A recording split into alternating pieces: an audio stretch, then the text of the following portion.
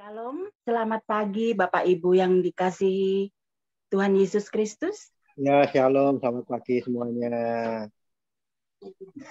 Selamat bertemu kembali di ibadah doa pagi hari ini. Karena kemurahan Tuhan dan anugerah Tuhan, kita masih dikasih kesempatan untuk doa pagi pada pagi hari ini. Karena kemurahannya saja kita boleh memuji nama Tuhan dan mendengarkan firman Tuhan, juga menaikkan doa-doa syafaat kami pada pagi hari ini. Kami pujikan karena berkat kemurahan Tuhan.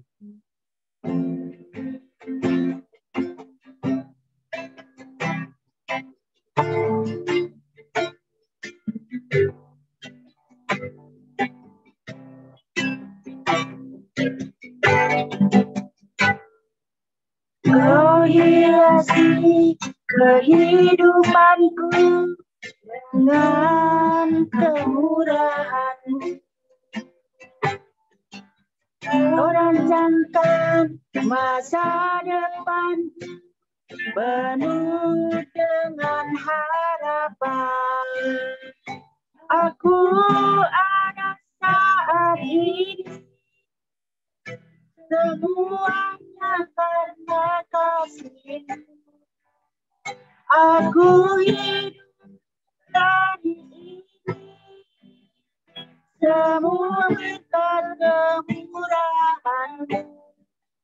Terima kasih, Yesus. Engkau sangat baik, teramat baik bagiku.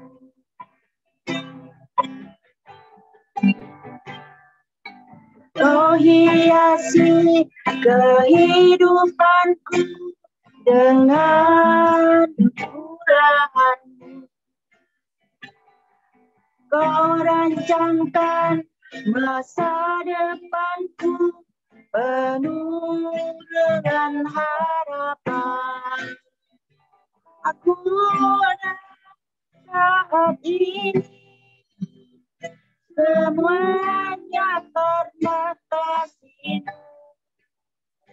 Aku hidup hari ini, semua berkat kemurahan-Mu. Terima kasih, Yesus.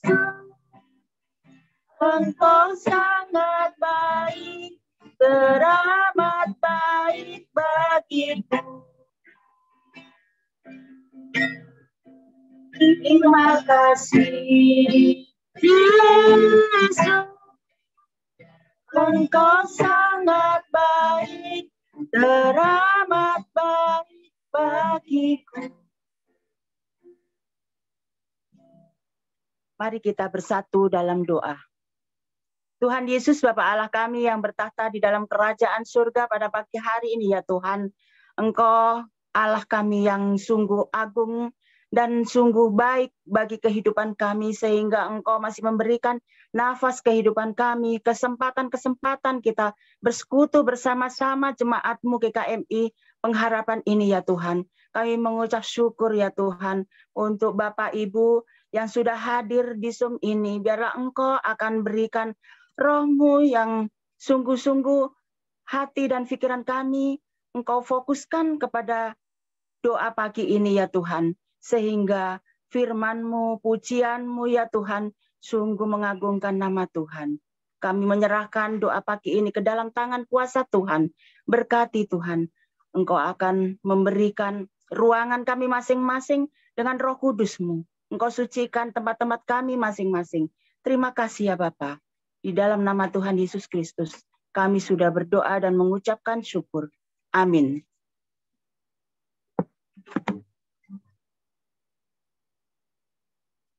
Sebelum kita mendengarkan firman Tuhan, kita akan naikkan pujian bagi Tuhan tidak ada yang mustahil.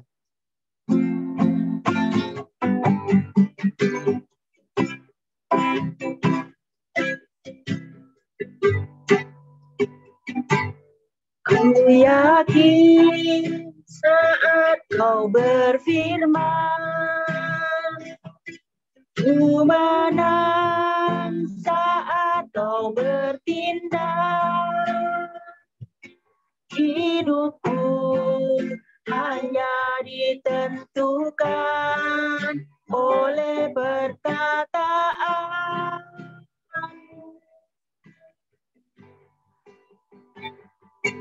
Ku aman karena kau menjaga.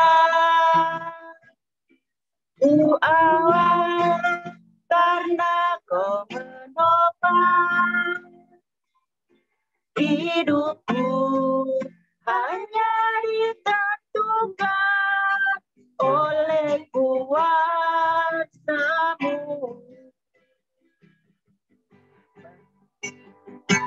Bagi Tuhan ada yang mustahil. Bagi Tuhan tak ada yang tak mungkin. Mukjizatnya disediakan bagiku. Ku diangkat dan dipulihkannya.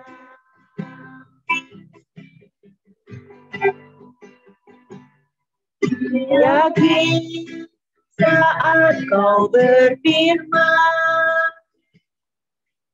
ku menang saat kau bertindak. Hidupku hanya ditentukan oleh perkataan.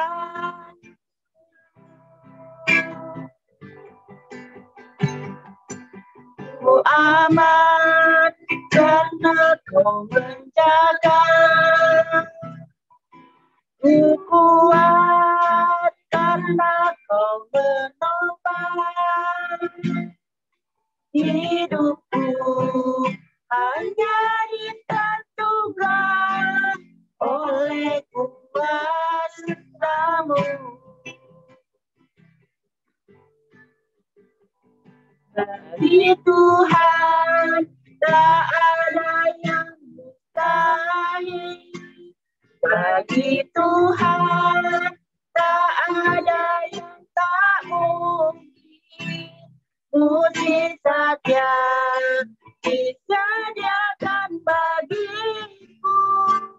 Ku diangkat dan dipulihkannya. Ku diangkat dan dipulihkannya. Saya serahkan kepada Saudara Nicholas. Baik, terima kasih Bu Rini.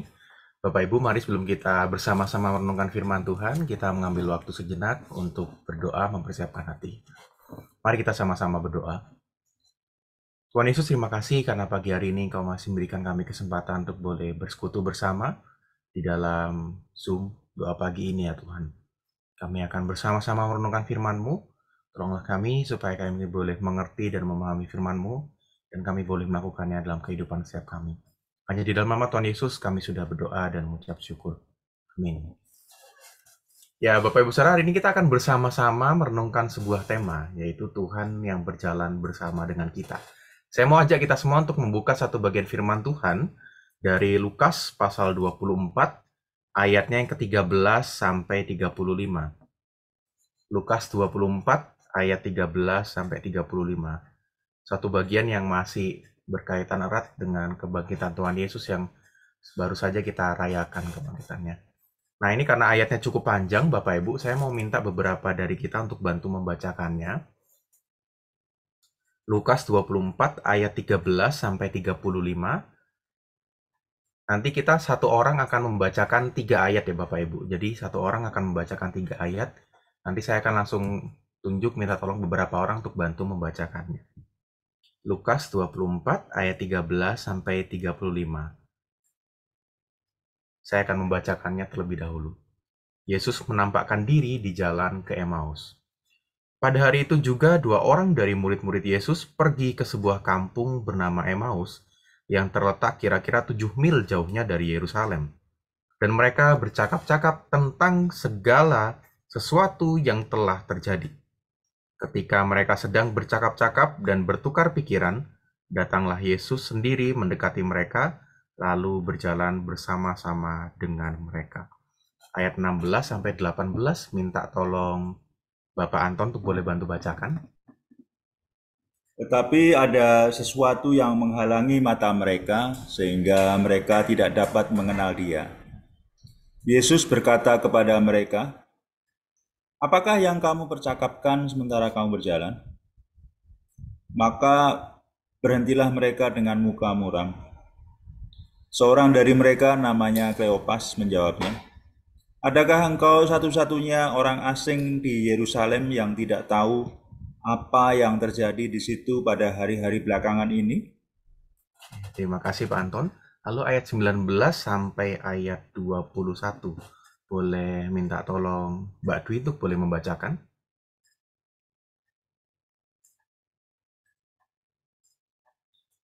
Ayat 19 sampai 21. Mbak Dwi apa bisa bantu membacakan?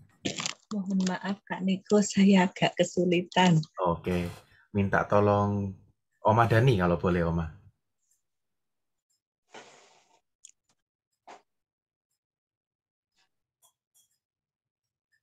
Ayat 19 sampai 21. Udah dengar? Katanya pada mereka, apakah itu? Jawab mereka, apa yang terjadi dengan Yesus orang Nazaret? Dia adalah seorang nabi yang berkuasa dalam pekerjaan dan perkataan di hadapan Allah dan di depan seluruh bangsa kami. Tetapi imam-imam kepala dan pemimpin-pemimpin kami telah menyerahkan dia untuk dihukum mati, dan mereka telah menyalibkannya. Padahal kami dahulu mengharapkan bahwa dialah yang datang untuk membebaskan bangsa Israel. Tetapi sementara itu telah lewat 3 hari sejak semuanya itu terjadi. Baik, terima kasih Oma. Lalu ayat 22 sampai 24, boleh minta tolong Burut untuk boleh bantu bacakan?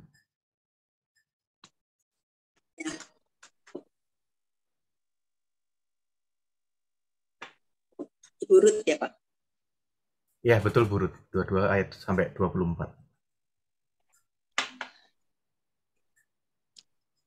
22 sampai 24 ya. Tetapi beberapa perempuan dari kalangan kami telah mengejutkan kami. Pagi-pagi buta mereka telah pergi ke kubur dan tidak menemukan mayatnya. Lalu mereka datang dengan berita bahwa telah kelihatan kepada mereka malaikat-malaikat yang mengatakan bahwa ia hidup. 24. Ya, 24. Dan beberapa teman kami telah pergi ke kubur itu dan mendapati bahwa memang benar yang dikatakan perempuan-perempuan itu, tetapi dia tidak mereka lihat. Terima kasih Burut. Lalu ayat 25 sampai 27, boleh minta kesediaan Pak Theo untuk bantu membacakan?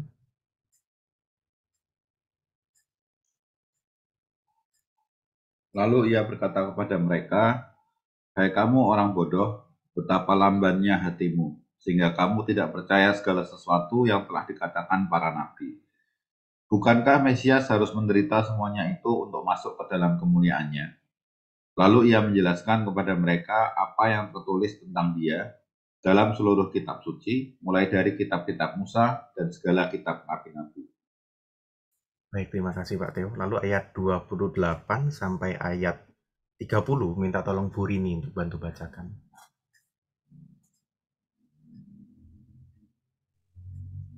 Mereka mendekati kampung yang mereka tuju, lalu ia berbuat seolah-olah hendak meneruskan perjalanannya. Tetapi mereka sangat mendesaknya, katanya, "Tinggallah bersama-sama dengan kami, sebab hari telah menjelang malam dan matahari hampir terbenam." Lalu masuklah ia untuk tinggal bersama-sama dengan mereka. Waktu ia duduk makan dengan mereka, Ia mengambil roti, mengucap berkat, lalu memecah-mecahkannya dan memberikannya kepada mereka. Terima kasih banyak Bu Rini. Lalu ayat 31 sampai ayat 33. Boleh minta tolong Pak Edi atau mungkin Bu Rita kalau bisa membantu bacakan. 31. Ketika itu terbukalah mata mereka dan mereka pun mengenal Dia, tetapi Ia lenyap dari tengah-tengah mereka. Kata mereka seorang kepada yang lain, bukankah hati kita berkobar-kobar ketika Ia berbicara dengan kita di tengah jalan dan ketika Ia menerangkan kitab suci kepada kita? Lalu bangunlah mereka dan terus kembali ke Yerusalem. Di situ mereka mendapati ke-11 murid itu. Mereka sedang berkumpul bersama-sama dengan teman-teman mereka. Terima kasih Bu Rita. Ayat 34 sampai ayat 35 saya akan membacakan. Kata mereka itu, sesungguhnya Tuhan telah bangkit dan telah menampakkan diri kepada Simon. Lalu kedua orang itu pun menceritakan apa yang terjadi di tengah jalan dan bagaimana mereka mengenal Dia pada waktu Ia memecahkan roti. Ya, sedemikian jauh pembacaan firman Tuhan kita pada pagi hari ini. Nah, Bapak Ibu Saudara, ini satu bagian firman Tuhan yang mungkin sudah sering kita baca dan renungkan begitu ya. Setelah Paskah, seringkali kita merenungkan tentang satu bagian firman Tuhan ini. Nah, tapi hari ini saya mau mengajak kita semua untuk kembali melihat dan kita membayangkan bagaimana situasi pada waktu itu. Saya tidak akan membedah terlalu dalam sampai menjelaskan dengan begitu detail gitu ya Bapak Ibu. Tapi saya mau mengajak kita pada pagi hari ini lebih bersama-sama merenungkan dan memposisikan diri sebagai murid-murid pada waktu itu. Salah satu dari kedua murid yang bertemu dengan Tuhan Yesus pada waktu itu. Kalau kita bayangkan ya Bapak Ibu Saudara, ketika kita membaca bagian firman Tuhan ini, ketika kedua orang murid itu pergi ke Emmaus, dapatkah kita bayangkan apa yang mereka rasakan pada waktu itu? Kisah perjalanan ke Emmaus ini, kalau kita perhatikan Bapak Ibu Saudara, itu terjadi pada hari yang sama setelah Tuhan Yesus bangkit. Jadi ini terjadi pada hari Minggu. Setelah Maria dan perempuan-perempuan lain mendapati kubur Yesus itu telah kosong, kedua murid yang tengah dalam perjalanan ini, saya yakin juga punya beribu rasa yang sedang berkecamuk dalam diri mereka. Mereka mungkin merasa sedih dan takut karena Tuhan yang mereka kenal telah mati di kayu salib. Dan mereka mungkin juga merasa kecewa dan putus asa. Karena kedua murid ini meyakini bahwa Yesus yang mereka percaya, Yesus yang mereka kenal adalah Mesias yang akan membebaskan Israel. Tapi kini harapan mereka hancur bersama-sama dengan setiap duri dan cambukan yang sudah meremukkan tubuh Yesus. Dan bisa jadi mereka juga merasa bingung dan ragu. Karena setelah mereka melihat dengan mata kepala mereka sendiri bahwa guru mereka yang selama ini mereka ikuti, guru mereka yang selama ini mereka yakini sebagai Mesias itu sudah mati di kayu salib. Tapi ketika ada perempuan-perempuan, ada murid-murid perempuan teman-teman mereka yang datang ke kubur Yesus dan ternyata memberitahu mereka bahwa kini kubur Yesus itu sudah kosong, Bapak Ibu Saudara. Banyak hal yang terjadi dalam pikiran, banyak hal yang mereka rasakan, dan saya yakin mereka sedang kebingungan juga, mereka sedang gundah gulana, Bapak Ibu Saudara. Nah, apa yang terjadi pada waktu itu? Karena saking kalutnya semua emosi itu, Bapak Ibu Saudara, sampai mereka nggak menyadari bahwa di dalam perjalanan mereka menuju ke Emmaus ini, Yesus datang dan turut berjalan bersama dengan mereka. Nah, firman Tuhan mencatat, kalau tadi kita perhatikan, dikatakan bahwa ada sesuatu hal yang menutupi pandangan mereka berdua, sampai mereka tidak bisa menyadari kalau ada orang yang berjalan bersama dengan mereka ini adalah Tuhan Yesus sendiri. Bahkan ketika Tuhan Yesus berjalan bersama dengan mereka, ketika Tuhan Yesus bercakap-cakap dengan mereka, dan ketika Tuhan menjelaskan isi Alkitab, isi kitab suci kepada mereka, mereka pun masih belum bisa menyadari dan memahami hal ini, Bapak Ibu. Nah, pertanyaannya apa yang sebenarnya menghalangi pandangan mereka ini, Bapak Ibu?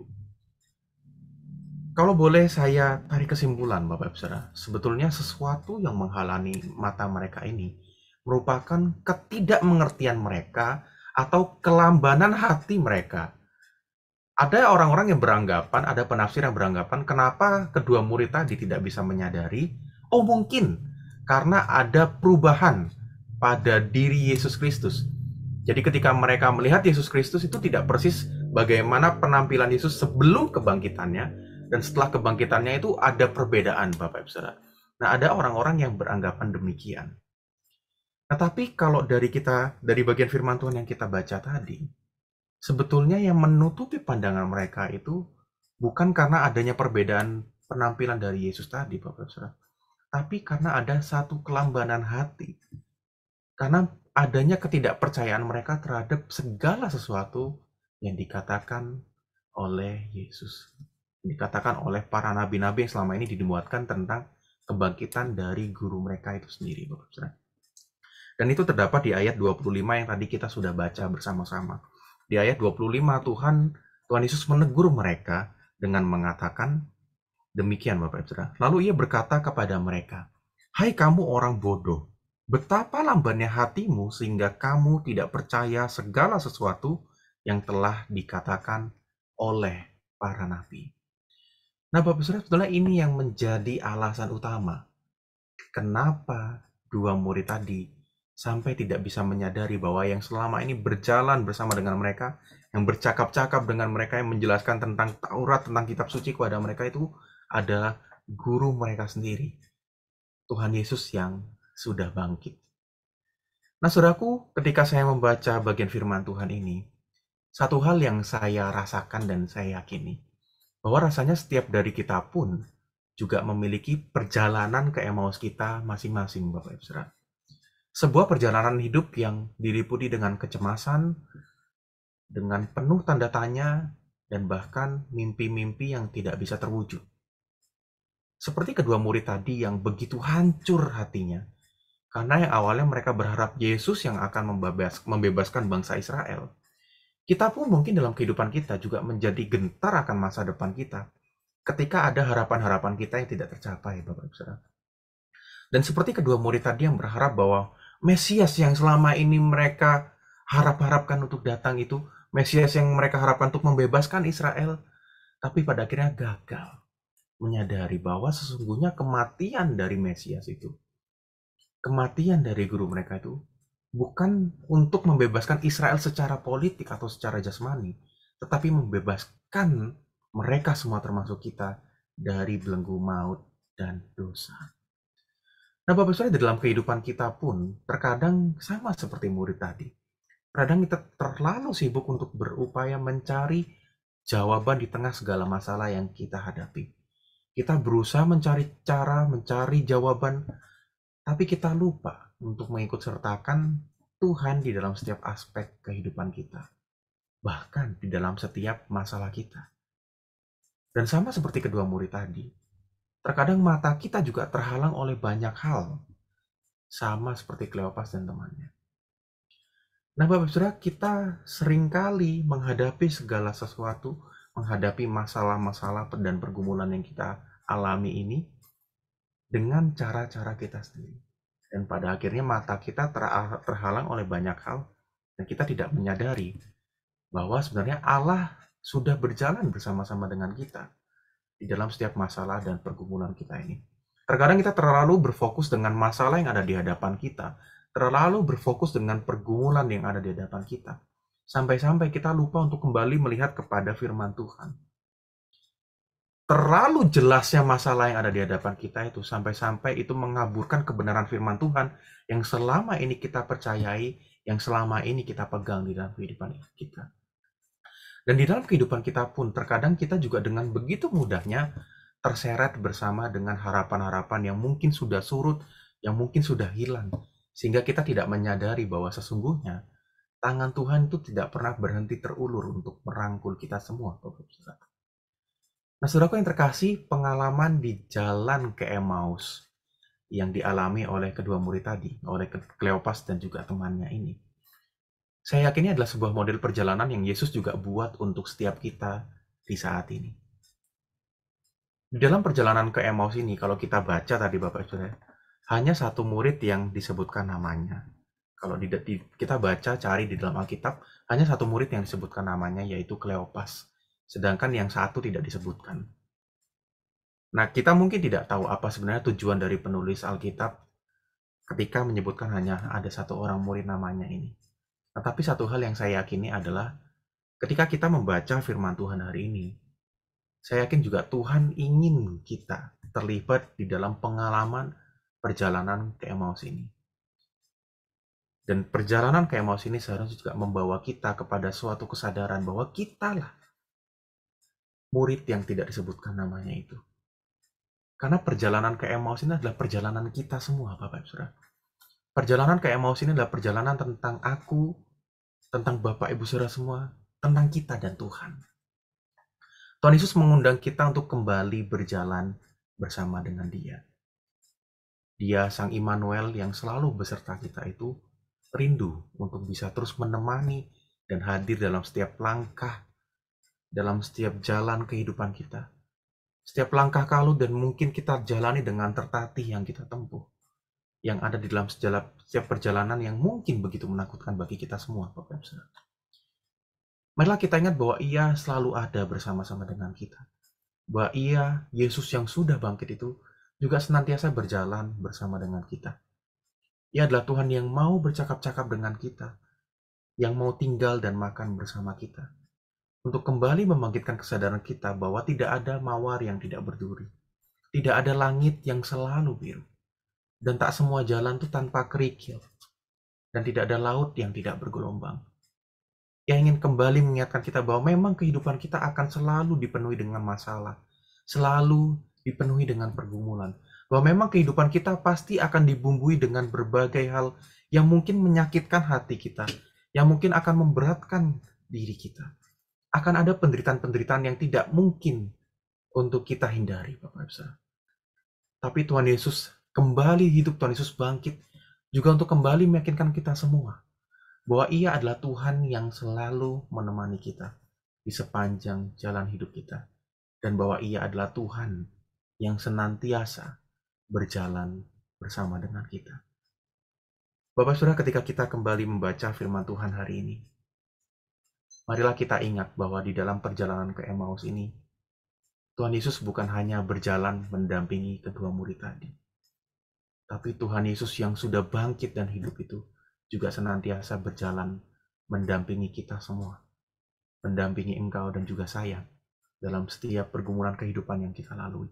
Seberat apapun masalah kita, seberat apapun pergumulan kita. Mungkin saya tidak bisa mengerti, Bapak Ibu Saudara, tapi ingatlah, Tuhan selalu mengerti setiap masalah dan pergumulan kita itu.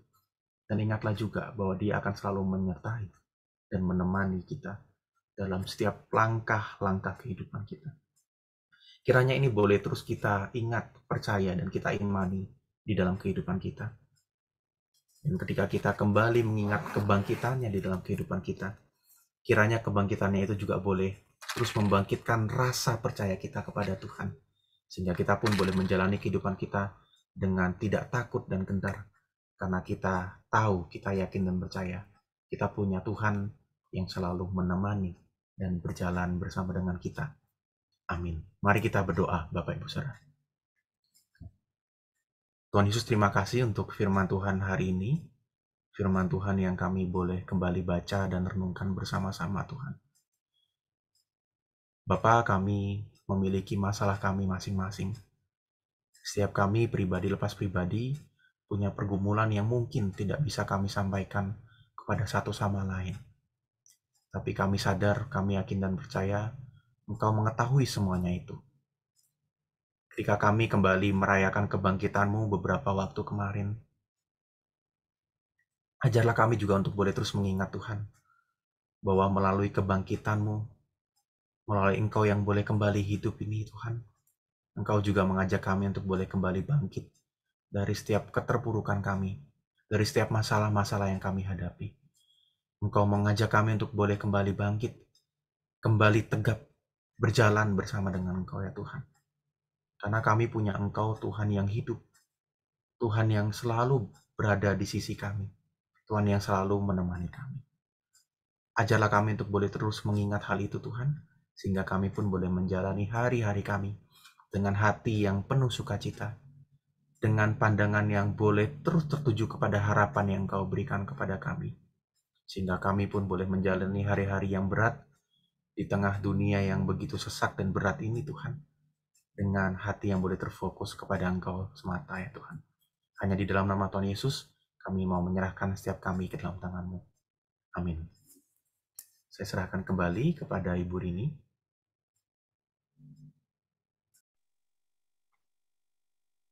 Terima kasih firman Tuhan yang sudah kita dengarkan. Biarlah firman Tuhan pada pagi hari ini boleh menjadi berkat bagi kami. Dan biarlah Tuhan selalu memberkati Kak Niko untuk selalu menjadi berkat bagi kami. Tiba waktunya kita akan menaikkan doa-doa syafaat. Kemarin yang sudah saya bagikan, mungkin Bapak Ibu yang belum ada namanya di sini boleh mengambil salah satu pokok doa yang sudah diterakan di layar.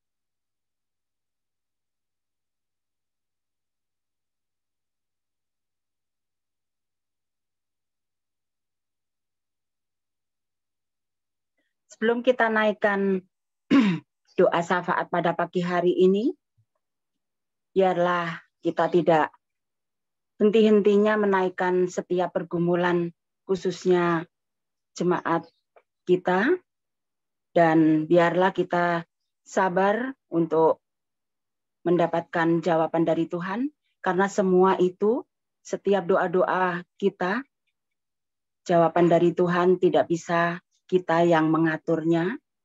Untuk itu, biarlah kita akan naikkan pujian kita waktu Tuhan. Setelah pujian ini selesai, kita akan menaikkan doa syafaat bersama-sama, dan kami mohon untuk doa penutup Bapak Edi untuk menaikkan. Mari kita naikkan waktu Tuhan.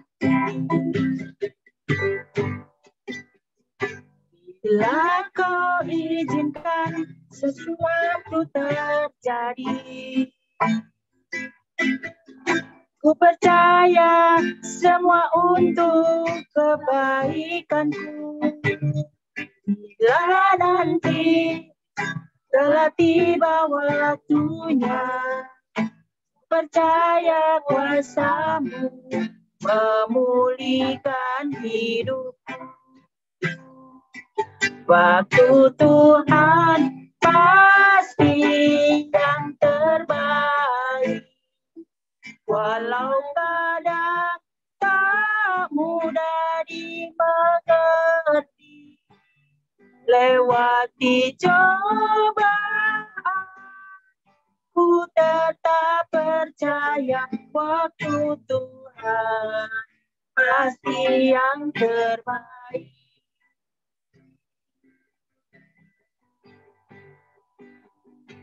Bila kau izinkan sesuatu terjadi,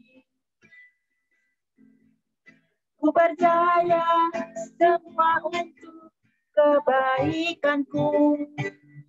Bila nanti telah tiba waktumu, percaya kuasa-Mu memulihkan hidupku. Waktu Tuhan pasti yang terbaik, walau kadang tak mudah dimengerti. Lewatinya